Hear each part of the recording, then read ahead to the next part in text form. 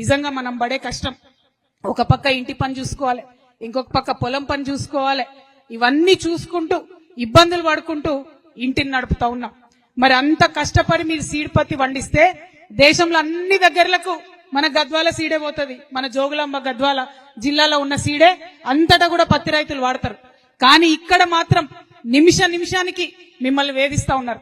నిమిషానికి ఎవరైతే ఈ కంపెనీలు ఉంటాయో, వాళ్ళ యాజమాన్యాలు ఉంటారో, వాళ్ళకి సంబంధించినటువంటి మధ్యలో ఉండే దళారులు ఉంటారో, మీ కష్టాన్నంతా కూడా వాళ్ళ దగ్గర పెట్టుకుంటున్నారు. పోయినసారి జనం బాటకు వచ్చినప్పుడు ఒక్కొక్కరిని పలకరించి చూసినాం.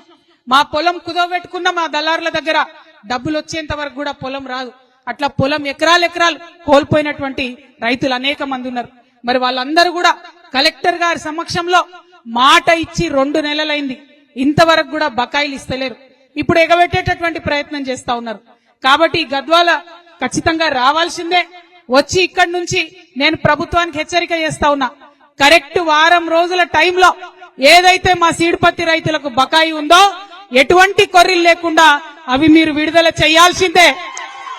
మీరు గనక అవి విడుదల చేయకపోతే అవసరం అంటే తెలంగాణ వ్యాప్తంగా ఉన్నటువంటి వాళ్ళందరం కూడా ఇదే గద్వాలకు వస్తాం, ఇక్కడే కూర్చుంటాం, దీక్షకు దిగుతాం. బిడ్డ జాగ్రత్త.